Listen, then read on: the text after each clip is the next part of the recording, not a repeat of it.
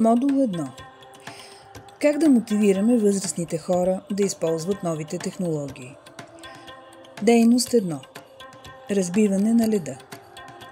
Целта на тази дейност е участниците да се опознаят и да се създаде атмосфера на разбирателство и основа за добра съвместна работа. Продължителността на обучението е около 30 минути за група от 10 до 14 човека, като подреждането на стаята трябва да е такова, че участниците могат да се движат свободно. Описание на изпълнението. Стъпка 1. Разделете групата на двойки.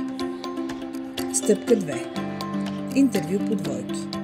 Помолете участниците да интервюират партньора си по следните теми: семейство, хобита, образование, обучение, работа, опит с обучение на възрастни в работа с дигитални технологии, очаквания от обучението. Темите са примерни и водещият може да избере други теми. След 3 минути помолете участниците си да си разменят ролите. Стъпка 3. Всеки участник трябва да представи партньора си пред цялата група.